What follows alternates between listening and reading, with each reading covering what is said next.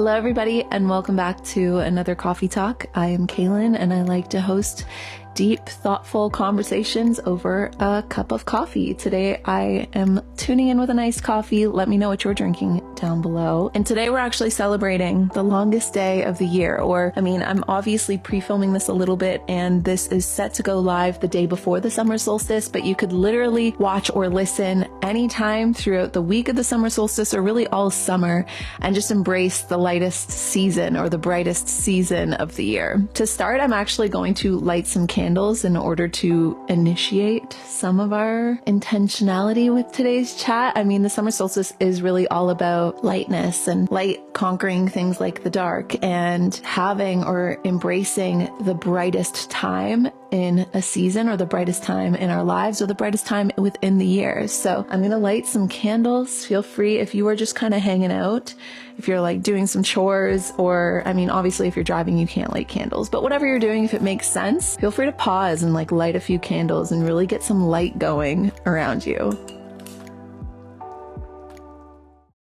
Today, I want to dive into the significance of the summer solstice, ways that you can really harness that energy, and overall, just romanticize your summer, or romanticize this chapter of your life, or really anchor into some of the brighter parts of life, some of the joy that you can create or cultivate in your life. I'm a really strong believer, and just from my own life experience and the ways that I look through my own personal lens at the world, obviously not all the things we feel are by our own creation, but we do have a certain level of impact on the ways that we feel. And if there is a certain feeling you want to have, whether it be today or this week or this season, the season of summer, a great deal of that is within our own control. And we are, in a sense, we truly are the creators of our lives to a certain threshold. Obviously that's very nuanced, but to give ourselves some of that power and empowerment, and really truly enlightenment, which is another huge symbol that you could really tie to something like the summer solstice, with it being all about light. It's just taking that power into your own hands and really intentionally setting forth with your energy, with your time, and with your focus, setting forth on a season that is of your own creation and is full of your own intentionality. Hopefully comes out on the other end manifested as the type of season you were wishing, wanting, or hoping for. The summer solstice is the perfect time to really do that, although you can, again, listen to this or do this at any point throughout your summer. I've been really leaning into the summer season and wanting to be very intentional about it, because there is a huge life transition I'm going through this season. But even with that, I want to take my intention into that, but also in the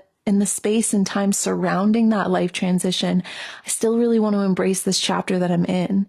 I feel that every season, but especially there's something about summer where obviously there's a lot more light, there's a lot more energy, there's a lot more brightness. Everything is in full bloom. And there's something about that makes me really want to soak it up as much as possible. If you are looking for some ideas of things you can do on the summer solstice yourself, then this is also going to be almost like a little bit of a intention or planning session for that too.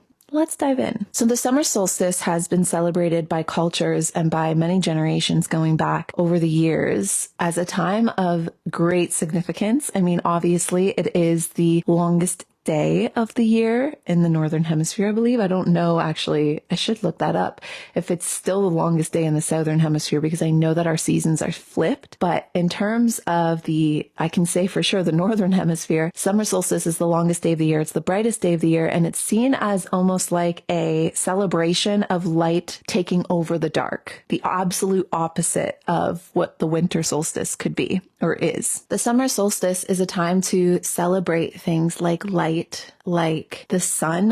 To worship the sun. If anybody is really into yoga, you could definitely add doing some sun salutations as part of your ritual in the next few days to really just worship the sun and worship the energy and the life force really that the sun is and that it gives us. But also when I think of things like the sun, I think of joy. I think of definitely boundless energy, lots of brightness, and heat, but in a very activated way. Obviously, too much of anything isn't that great. This might sound weird to some, but if I were to speak in a more poetic sense, naturally, I'm more of a wintry girl. Like, I feel that my soul, my spirit, my energy translates a lot more in softer terms and in, I guess, a little bit more darkness, a little bit more yin energy. Using something like the summer solstice can actually be really balancing and refreshing for someone like myself. And if you relate to that in any sense, if you tend to like to move a little bit slower, tend to like things to be a little bit more flowy, a little bit more at ease or harmonious, then something like the summer solstice can actually be really fun and activating without going too far. This is also a really great time, although it might seem counterintuitive, to do a lot of grounding work and a lot of grounding energy, because there is so much brightness, lightness, and activation. I mean, realistically, it's all about taking all of that boundless energy, that boundless joy, that boundless light, and grounding it into your life. That's probably one of the most beneficial things you can do during the summer or during the solstice itself. So really grounding into the things that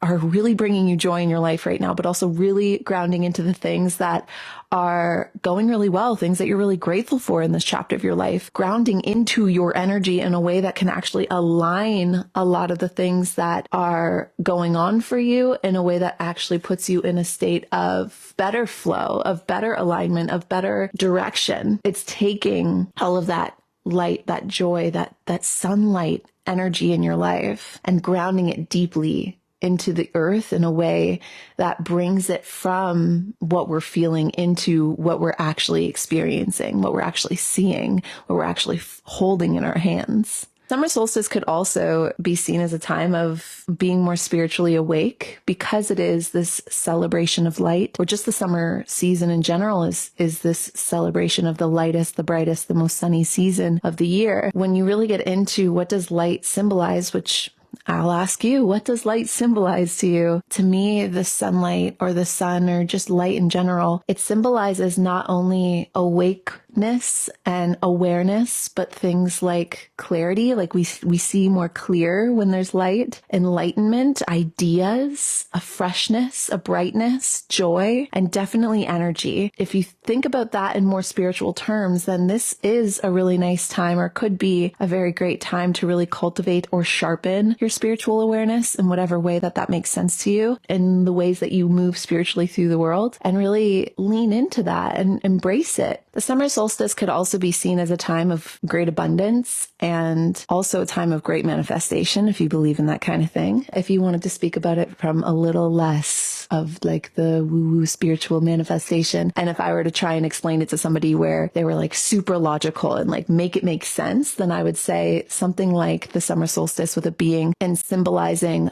all of that daylight, all of that sunlight. Look what it does to our plants. Look what it does to our earth. Look what it does to Mother Nature around us, right? She comes into full abundance.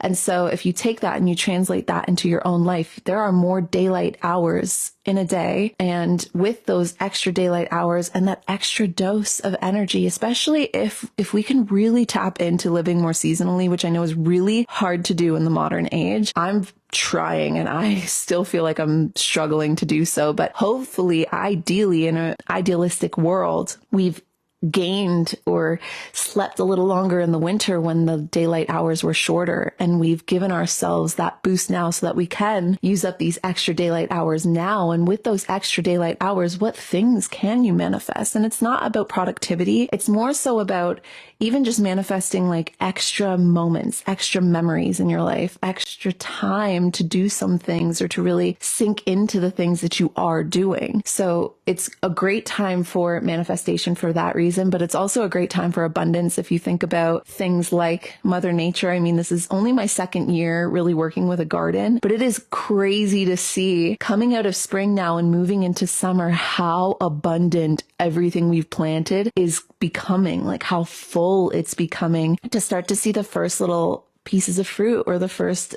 little vegetables beginning to grow. It is so cool to me. There's something that is there's a forgotten wisdom and a forgotten knowledge that comes from these very simple practices that, the generations long before us knew and practiced every single day out of necessity.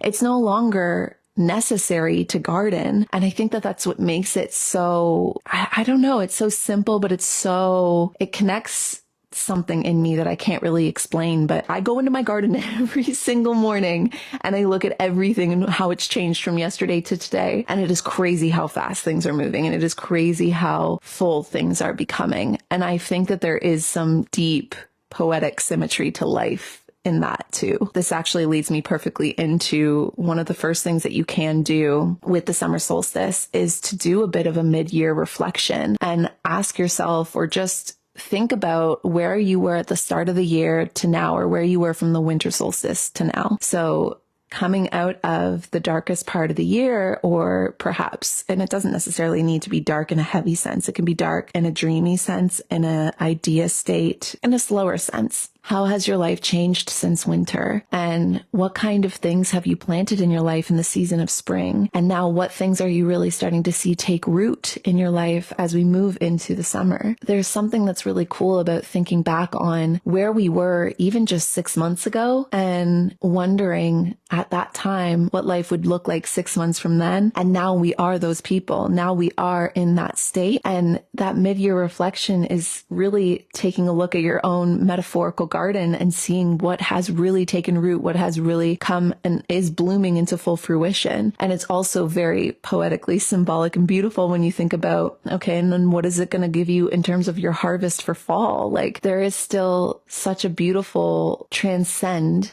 Is that the right word? Like, there is a beautiful downfall now from here until the next winter solstice that is living out the summer and then harvesting from fall. And there's so much that you have probably overcome. There is so much that you likely have worked on and planted and have brought into the first rounds of fruition in your life. And so a midpoint reflection on the year is definitely worth doing if there's nothing else that you do for the summer solstice or do with this summer season. Like, it's definitely, I think, the smartest and probably the highest priority grounding practice for me in this season is, okay, let's think back to 6 months ago and then to today and really be aware and give credit to what has happened, what triumphs you've overcome, what obstacles you've overcome, what wisdom you've gained, what ways have you changed, what ways has your life changed around you, and what things are feeling fully abundant in your life now that were only just ideas in the winter. Now, worship is an interesting word. It's one that I tend to lean away from for multiple reasons. I think that worship, to me, it has a little bit of a context of worry. I think because in the human experience, in the third dimension, it can become far too easy for us to worship the wrong thing. So a word like worship just seems a little bit powerful, almost sometimes too powerful. Like, if I'm using the word seriously, obviously you can jokingly be like, oh my gosh, I worship you. But like, to be serious about the things that we worship and to be real about the things that we worship is an entirely different coffee talk, but one that would be really interesting because I know myself, like, I definitely am a flawed human being that worships things that I probably shouldn't, like our phones. Like, you don't think about worshiping your phone, but for the most part, when you think about how much time we actually spend on our phones, how integrated our phones are into our lives and how lost we would feel without them, there is a sense of worship there. It was a random tangent, but just to come back to, there is something that I find to be also very beautiful about a word like worship. When I do think back to ways that the summer solstice was likely practiced or celebrated long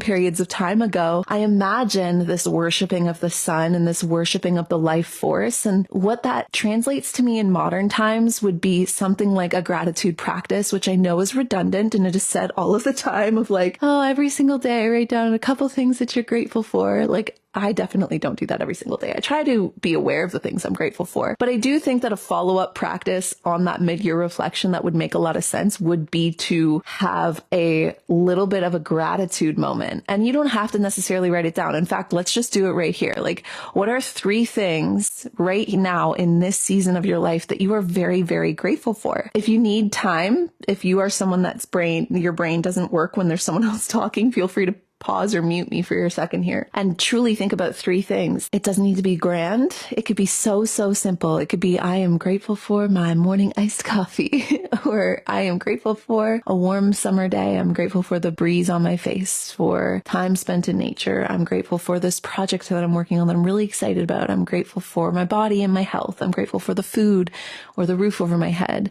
You can really go any way you want with it, but I do feel like that is a really beautiful way to incorporate something like worship into the summer solstice in a way that isn't too overpowering, that doesn't get too lost. Oh, I feel such a pull right now. I might have to make it a separate coffee talk, and I don't even know how I would. Let me know if this is something of interest to anyone listening, to do a talk about worship and how scary worship can get, and how in the modern times, the way that worship has really manifested itself in bright ways, but also in some maybe evil ways. I'm sure you guys have heard of it, but there was a Netflix documentary about this like TikTok cult, and like it just really it gets me worried. Even as a spiritual person, I feel like I'm so apprehensive to go too far into things, even spiritually, or even on my own podcast and on my own platforms, because I don't like the idea of people being led astray. And I don't like the idea of worshiping something outside of ourselves so much so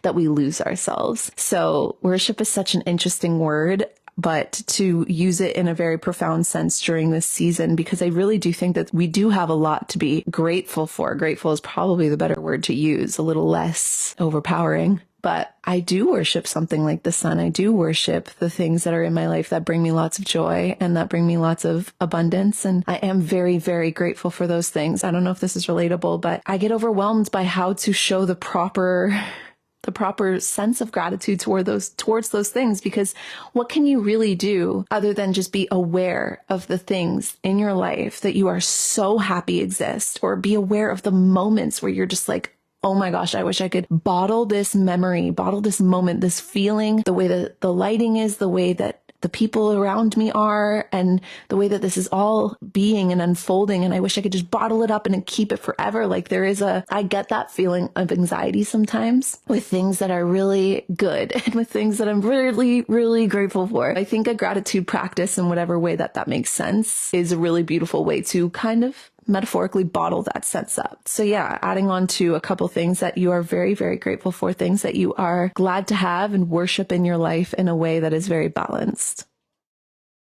The third step that just makes the most sense with something like the summer solstice and using some kind of ritual or practice around this, especially for journaling, would be then to take a look at that second half of the year. So we've officially done it. We've gone from winter solstice to summer solstice. And when you think about this summer solstice now leading into the next winter solstice, what kind of intentions do you want to set now in this second half of the year? When you think about the things that you really want to harvest this fall, and I think that there's something to be said, and again, could be an entirely different coffee talk, to break down the differences between things like intentions and goals. I think that there's a time and place for both. And lately in this season of my life, I've been leaning a lot more into intentions than goals, because goals are very measured and they feel very material, which again can be a great thing in terms of staying motivated and activated and on task and on time with things. But lately in this season of life, it's made more sense for me to set intentions with things, because then I don't get too lost in the measurement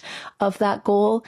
And I can instead lean into the value, the intention, the feeling behind why I even set out to do something. So use that, take that as you will, like what's going to make most sense for you as you are setting forth the second half of your year and planting some things, or really just being affirming, I guess would be a better word, because we've already done lots of planting, I'm sure, in our year, but more so affirming exactly what it is you want to harvest out of the second half of the year and what you want to see come into full fruition, what you want to create out of the second half of your year, and decide whether it makes most sense for you to continue to lean into maybe goals you've already set, or to back them up, cushion them a little bit with things like intentions, or flip them into intentions. So I'll just do like a little breakdown here, because the difference to me is a goal is a specific measured outcome by a specific date. A goal is usually set with intention, like you have the intention of completing this goal because of this reason, right? But the difference between that and setting an intention is it's focused a little bit more on the embodiment of what that goal is, the feeling, the experience of that goal. So if I were to give an example, it could be, for me, it was a huge goal of mine to start this garden this year that I have. It's still a huge goal of mine to be able to harvest and cook from my garden by the time fall rolls around, and also share a lot of our harvest with friends and family. So there's clearly a measurement there. It's like, by fall, I want to be able to cook a full meal out of my garden. I want to be able to give some baskets to friends. The real true intention behind that, though, is that I want to become more wise when it comes to working with the earth. I want to embrace that interconnectedness. I want to learn and to also be like humbled and respect the earth by the things that I'm learning, because the more you dive into gardening, the more complicated it gets. And the nice thing about having that intention is that there is a lot going on in life right now. I am going to be having a whole baby, a whole newborn in the time between now and the fall time. And so if I'm not able to cook that full meal from the garden,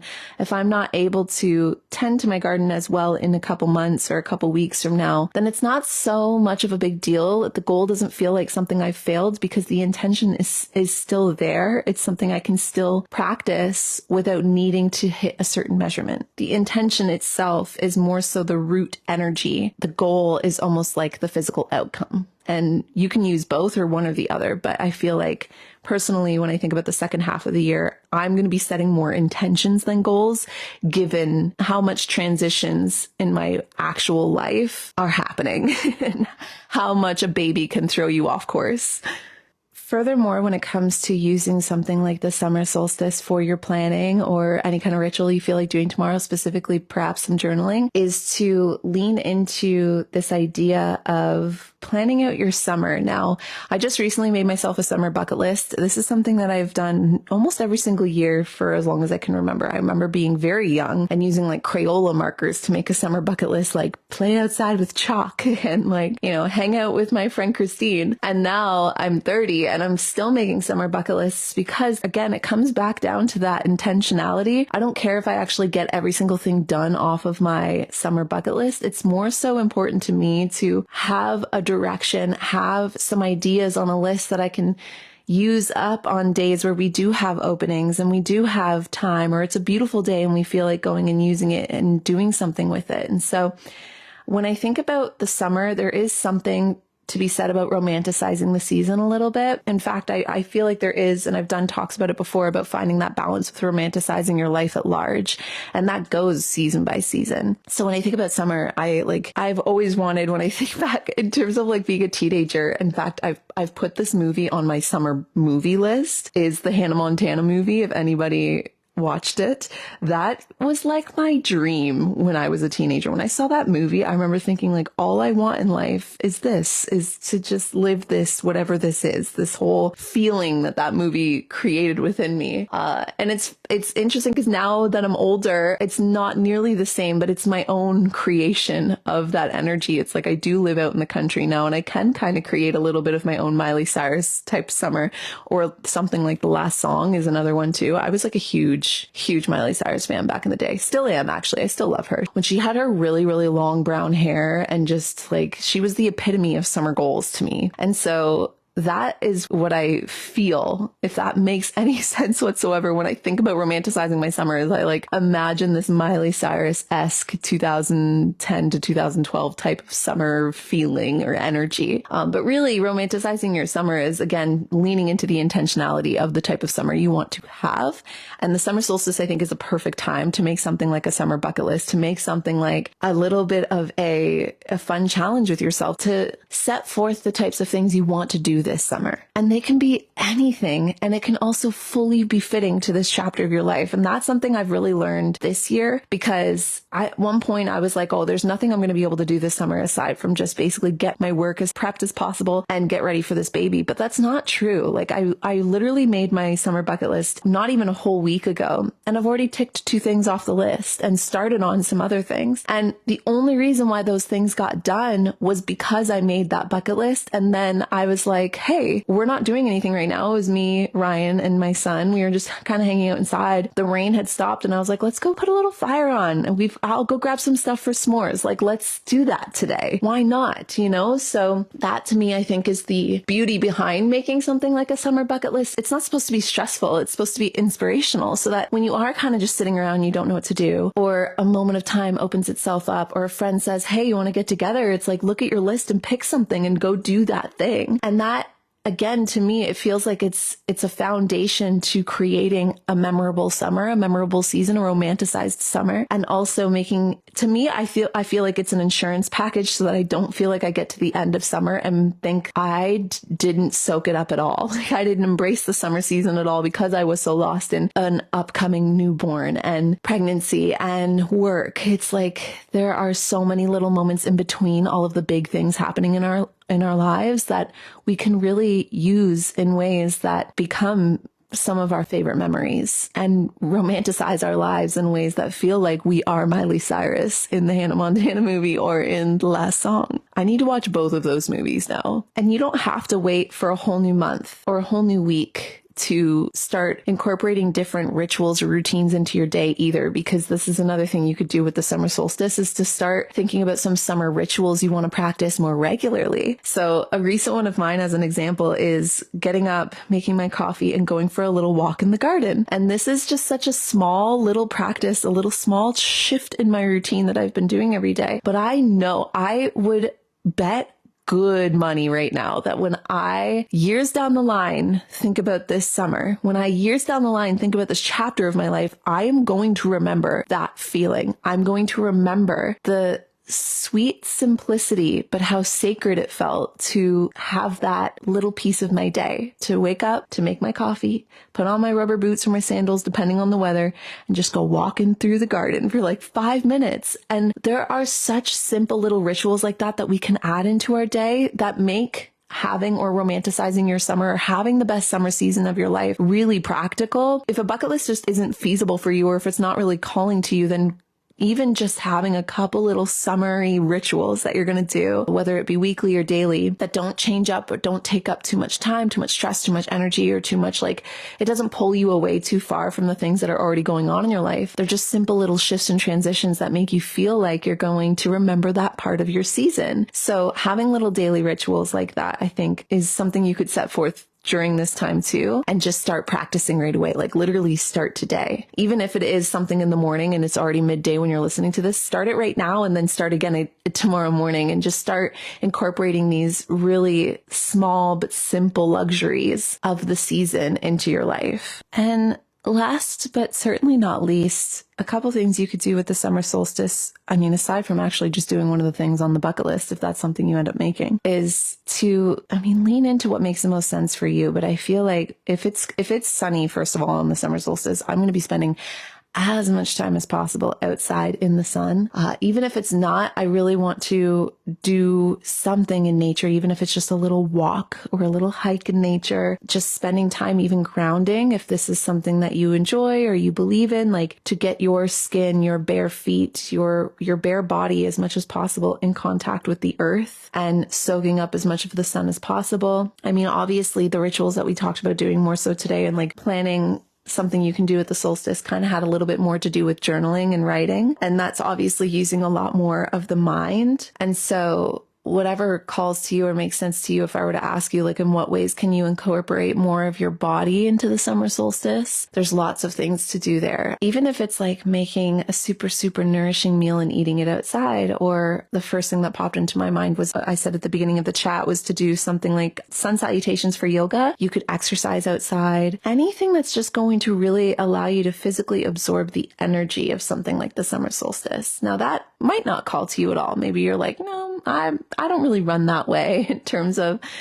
existing as a human being. Like, that's totally fine. Maybe you are just fully in the intellect of like wanting to plan, wanting to be intentional, and then just wanting to go about your day to day. But it's been a huge practice of mine to lean less into my intellect and more into my physical being and how different I feel when I do that. I think that I get lost far too easily and too often in trying to intellectualize everything, from even trying to intellectualize my feelings and my emotions and comprehend them and understand them through like my thinking and through my brain, to trying to even create feelings or create intentions out of seasons, summers, routines, you name it, anything. And doing so again, so far into my intellect, so far into my mind that by the time I actually follow through with the practice, I don't ever actually feel like it's complete. And the main reason is usually because I never actually connected to it on a physical level. I never actually relaxed into it. I never actually like breathed into it, you know, and became fully aligned with what I was doing and lost myself in that flow, because I was always up in the head,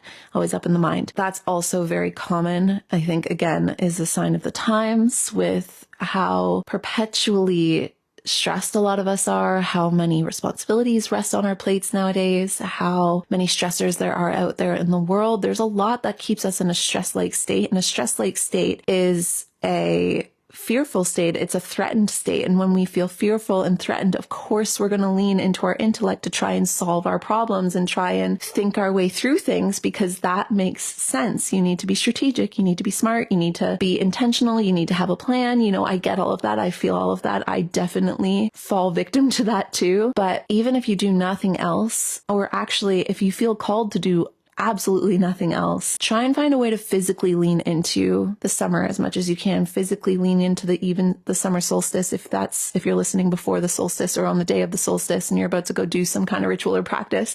Do something physical. Do something with your body that allows you to connect to nature. Like, that is truly, I'm about to tangent, forewarning. That is truly what I feel like is a big thing missing from the world right now as I see it, is that there's a lot of disconnect, despite how overconnected we are with things like social media and our phones and technology. But there's so much more disconnect in our lives, and there's so much more intellect, but not a lot of like physical, true eye to eye connection, body to body, body to earth connection. Not only do I think that in leaning more into our physical connection to the things that we're doing would be really healing for ourselves, I really do think that that kind of circles back into a lot of the symbolism of something like the summer solstice that's all about light and all about enlightenment and clarity and abundance, is that I think that it would actually be very healing for the world if all of us were able to connect more physically. It doesn't even have to be to each other, although obviously that would be beneficial for our planet and for our species, but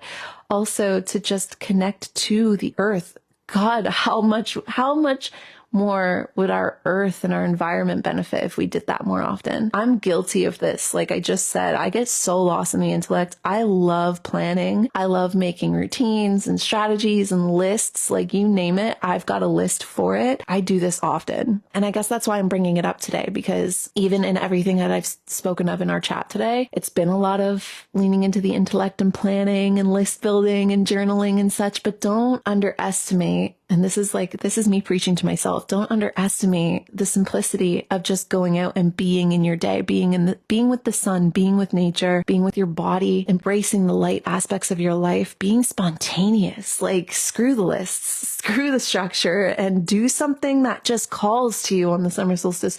Spend your whole summer, make it a spontaneous summer, and just do everything that calls to you when the timing is right. I wish we lived in a world where it wasn't common for us all to be stuck in such stress-like states that keeps us so disconnected. I don't have an answer as to how we can get to a place like that. It's too overwhelming to try and come to some kind of conclusion for that or some kind of remedy. But I really do think that there is something to be said about just simple shifts and simple changes and starting really small.